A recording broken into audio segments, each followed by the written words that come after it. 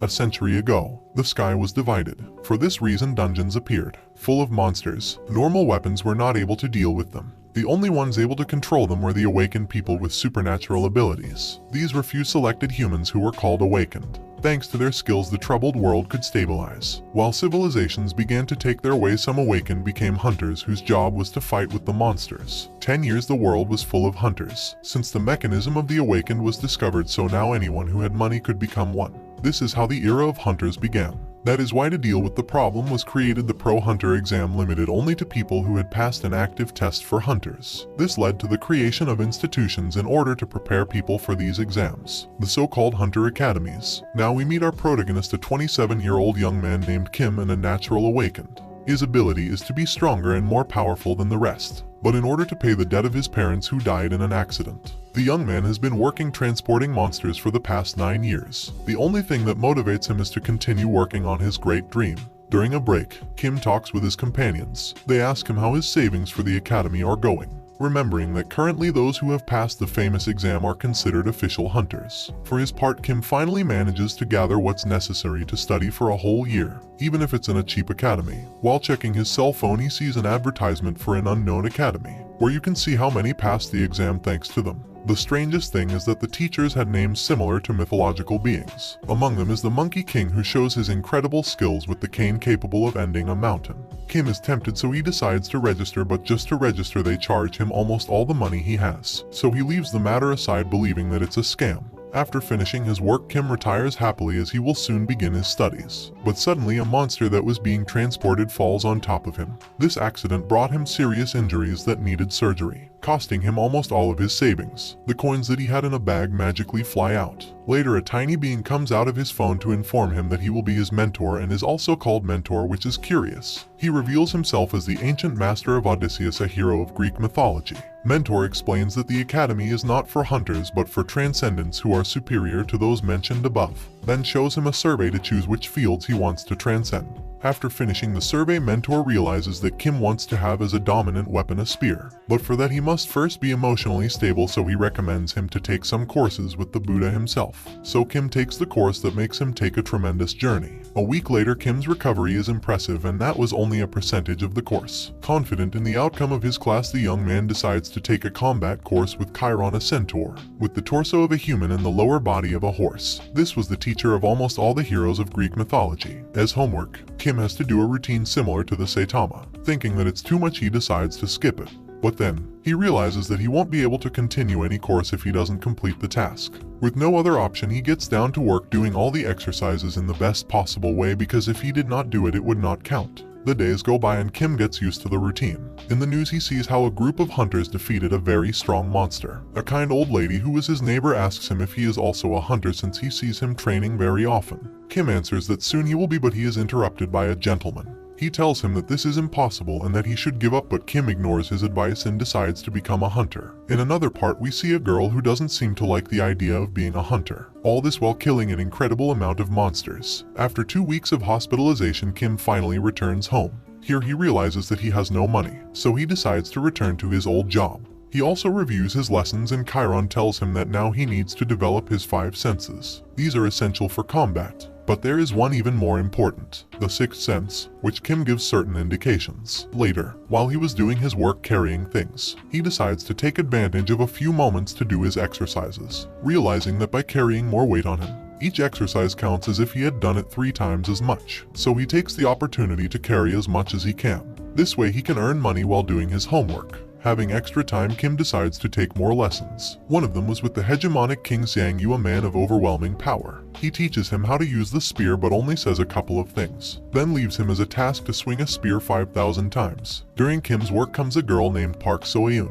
She was the granddaughter of the sword star Park Min-chul, who during the time when the monsters were more dangerous used to roam the streets. This awakened was one of the people who returned civilization to the world. At that time, one of the monsters that were mobilizing awakens and attacks Kim's partner. On the other hand, Park Soyun tells us a little of her past. how she has always been the shadow of her grandfather. Because of this, everyone expected her to be like him. That's why she was trained to be a hunter since she was very young, although she had the dream of becoming a teacher. When she was older, she founded an academy that soon ran out of students because everyone thought that her grandfather would teach in that place. That's why she now seeks to have at least one student that is worthwhile. Returning to Kim. He is paralyzed to see that the monster that is attacking them is a manticore, a monster of 4 stars that is even difficult for professional hunters to face. Kim has no choice but to fight, so he takes a metal rod and attacks the monster, giving time for his partner to escape. When the fear begins to invade Kim, he remembers the lessons that Buddha gave him so that he does not feel fear in this situation.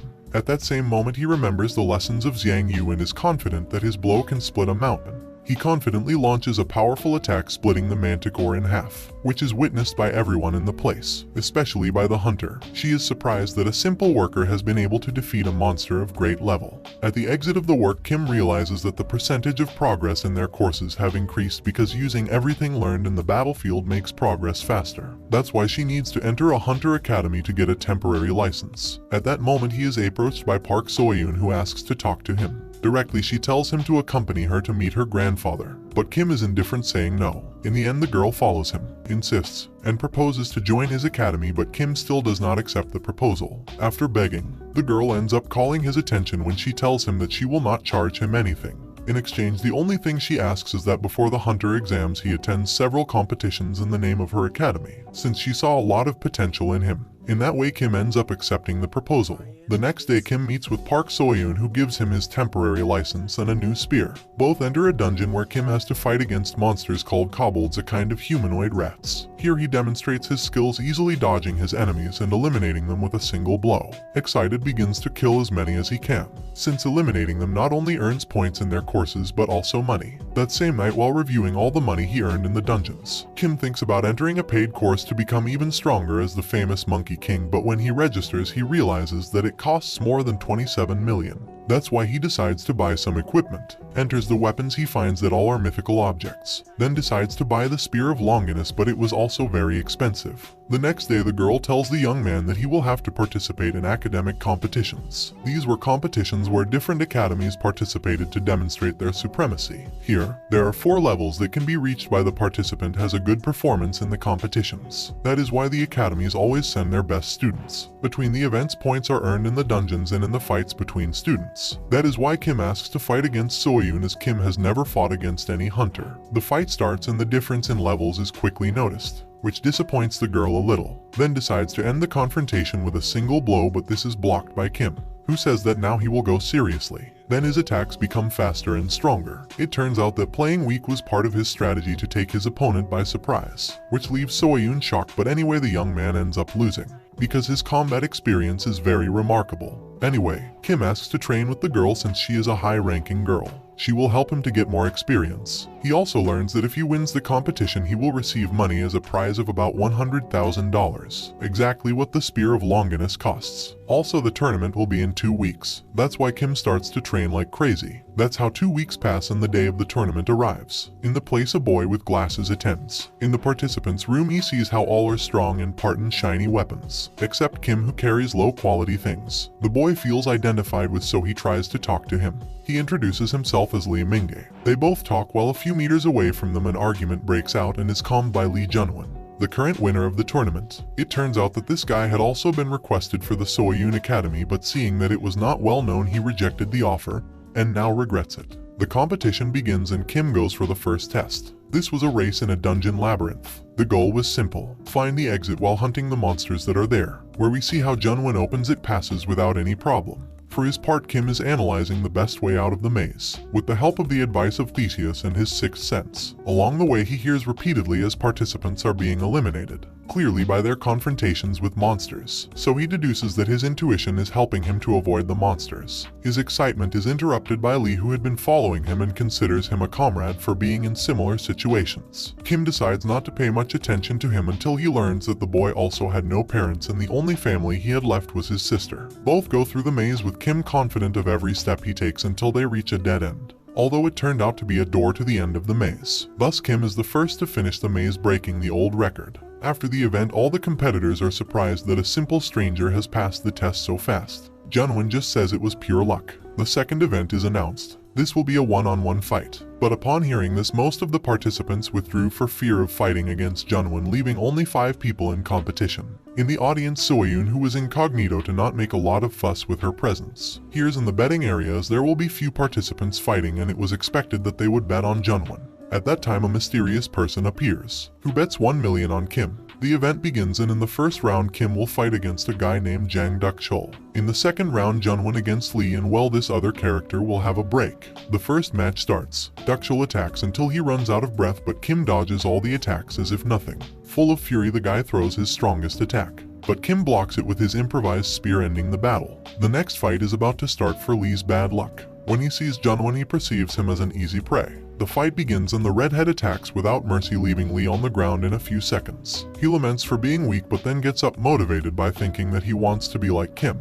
Clearly, the battle ends with Lee on the ground, but we realize that he managed to make a small cut. Angrily takes it out on the fainted Lee until Kim appears. The battle begins with Junwon attacking in a ferocious way. At first, Kim is intimidated by his strength, but after concentrating, he manages to connect a blow. Here, Junwon notices that Kim's aura is not that of a prey but of a predator. He is even more surprised when he sees that every time he blocks, he becomes more skillful. Angry, Junwon fills his sword with mana, which puts Kim in trouble because he has not yet mastered this power. But he remembers the words of his master, as he should continue to fight even though he could lose. Both are charged with power, and at the time of impact create a large cloud of dust that dissipate to reveal a Junwon on the ground while Kim still stands, earning the victory. In the distance, Soyun is surprised how Kim could fill his spear with mana in such a short time. The mysterious guy is also surprised to later disappear. Later, the young man talks to the person in charge of the competition. He informs him that he broke multiple rules, so in the end, the guy who did not even fight ended up winning first place. At least Kim is glad that the percentage of his courses have progressed. A worried Soyun appears. She reminds him of the money he lost by not winning the competition.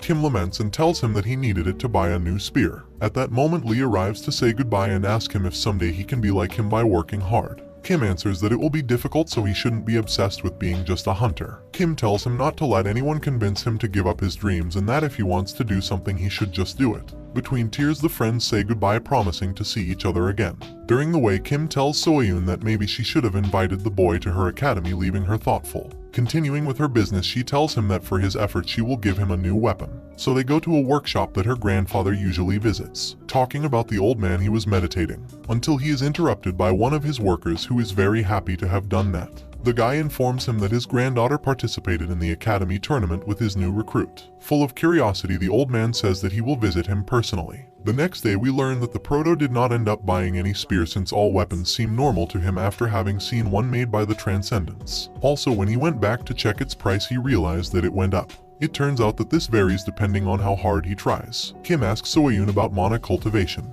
this technique that allows him to effectively use that power. Even each hunter has a unique and different technique. While Soyun goes to talk to his grandfather, the young man decides to take to master the mana to see how useful it can. As a first task, let him manifest 1,000 mana orbs. His practice is interrupted Min-chul, who is surprised to see how Kim is able to make mana orbs that apparently is not usually something easy. The old man asks him what is his objective with his granddaughter, and at the same time he launches himself to attack him. Meanwhile, the girl is waiting for him quietly in his house, until one of the servants tells him that the old man is in his academy, so he flies away. In the place, Min-chul does not stop attacking Kim, thinking that he is hiding something. Seeing that talking will not help, Kim decides to take the opportunity to confront the famous sword saint. The old man throws a great attack that he can barely block. Kim responds, but to no avail. Almost being defeated, the young man manages to fill his spear with mana and make his attack that barely manages to make a scratch. When everything was about to end, Soyun arrives. Quickly, Kim hides behind her and asks why the old man wanted to beat her up.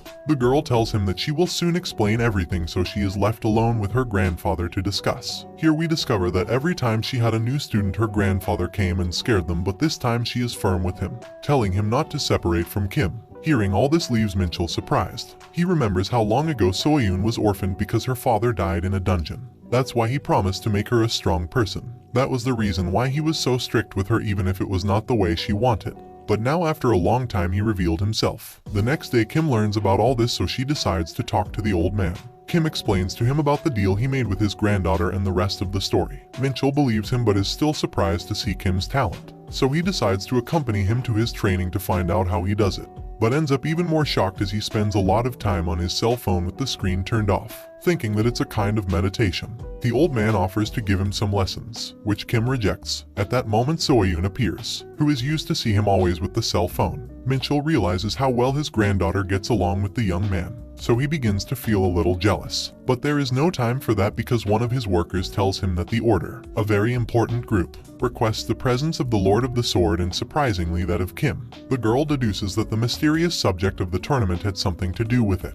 Mr. Kalia, one of those who is in command of the Order, predicts that Kim will not want to see him, so he proposes to give him $100,000 if he agrees. Later Minchul and Kim attends the meeting. While waiting for the mysterious subject, we discover that not even the old man has met him in person. At that moment appears the mysterious Kalia. He is surprised how she knows his name among other things. The girl reveals that she met him when he participated in the competition of academies. There one of his believers saw him and was fascinated with his great feats, so he did not hesitate to ask to meet him in person. That's why he was invited. On the other hand, Minchul was called to accompany Kalia in a reconnaissance of dungeons since a distortion was detected in some of them. Apparently the Saint of the Sword does not seem to have much desire to do that, since he even asks what he will receive in return.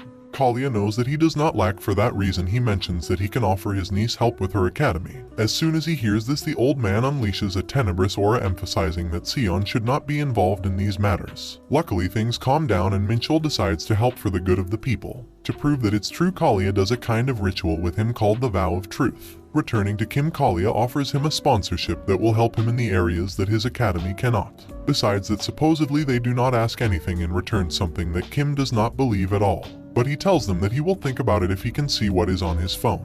As we know, the courses that Kim takes, no one else can see them, and if they approach his cell phone they will only think that he has nothing on the screen. The same thing happens with Kalia, who sees absolutely nothing. So the young man decides not to accept the proposal. Later the girl talks to her subordinate about the distortions in the dungeons. Also about how strange Kim behaved earlier when he showed her his phone, which causes her a strange feeling.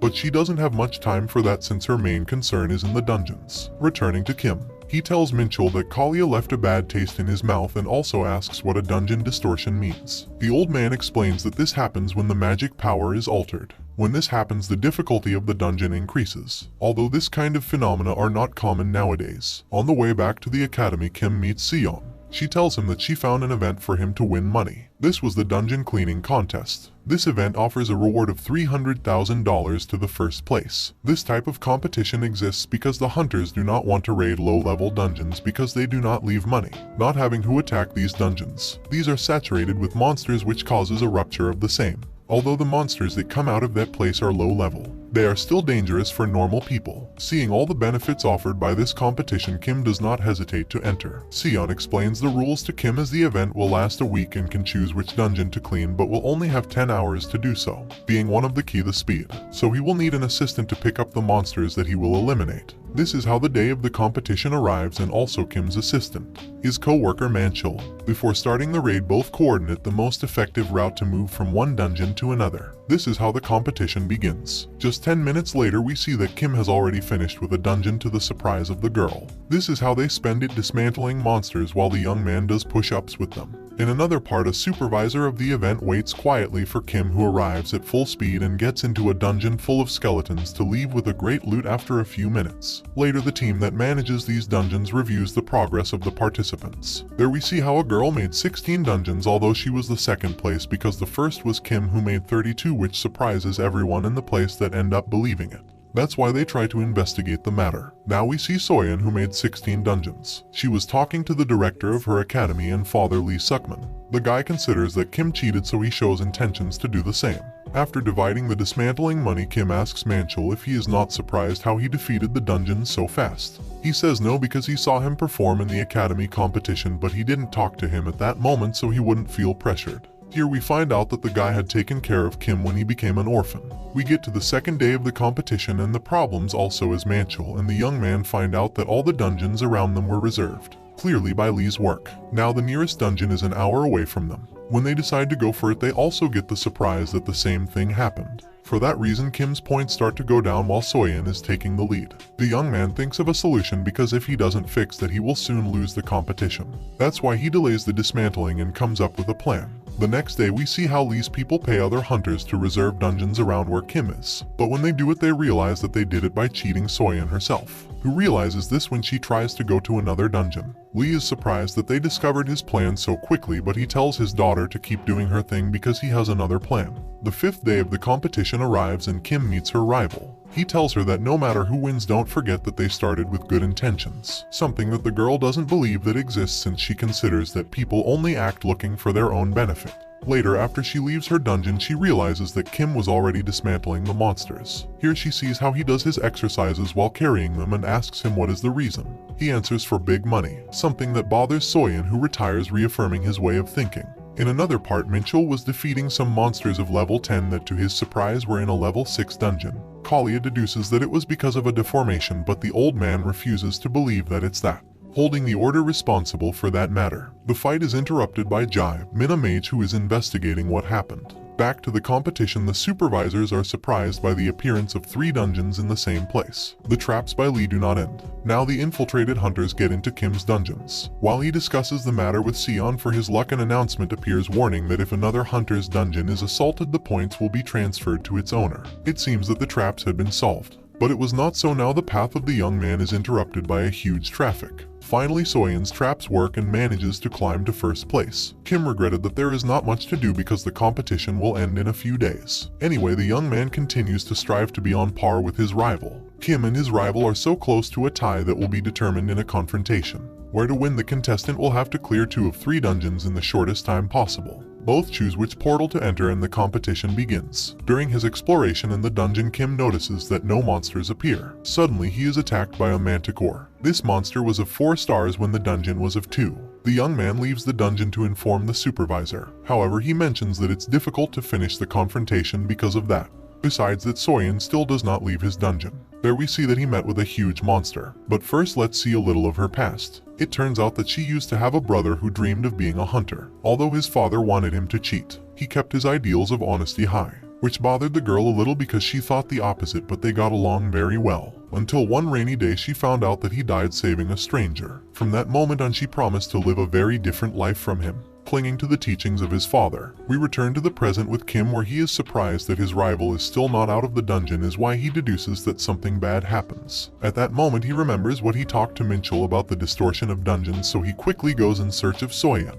In the place we see how he had lost an arm during the battle and was about to be defeated by the level monster. Luckily Kim appears at the exact moment. He tells her to take advantage of the moment to run away. She is shocked and asks him why he came to save her, but he doesn't have time to listen to her until he is wounded by one of the horns of the monster. Soyeon continues to ask what benefit Kim is looking for by saving her, since he could take advantage of this wound to win the competition. Kim answers that he has no economic interest and that for him there is no better prize than saving a person.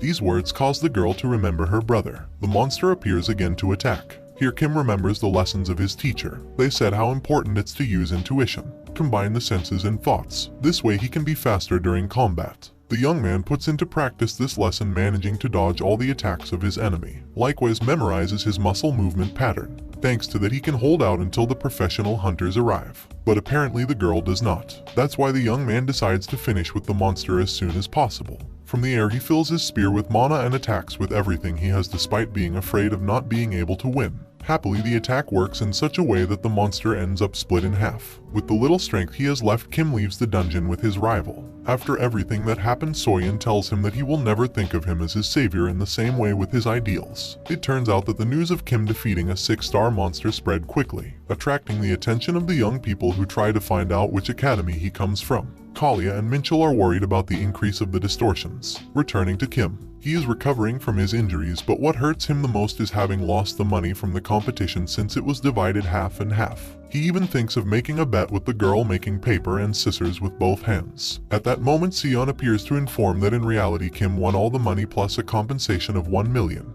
It turns out that the girl retired, besides having confessed all the cheating he did with his academy. Not to mention that now Sion's academy rose to 3rd place, so now he can accept new students. Excited to have so much money, Kim decides to use it to buy the equipment he wanted so much, but when he saw all the items he realized that none had descriptions about the powers they contained more than the myths on which they were based. Not knowing which item would be the most convenient, the young man seeks reviews of buyers. Luckily, one person had published 100 reviews and personal recommendations on the transcendental items. As the first object is Egida Shield, or also called Medusa Shield, which he considers that it's pure garbage as it has the effect of petrifying anyone who looks at it. The next object is the Kybses, a subspace pocket made of adamantium. Thanks to it you can keep a lot of things, but being an imitation, the pocket has a certain limit, also reduces the weight of the objects it contains by 70%. This attracts the attention of Kim, who sees it very useful to carry many heavy things and do his squats comfortably. 3 days later we see how he bought many things, including the Spear of Longinus. Because of that he almost ran out of money. Accompanied by Sion, Kim goes to a dungeon to try his new toys and recover a little money, and in the place he has to face a kind of gargoyles which he cuts like tofu with his spear, all before the shocked look of his companion, who is almost used to see how unique the boy can be. Anyway, she is curious with the objects of the young man.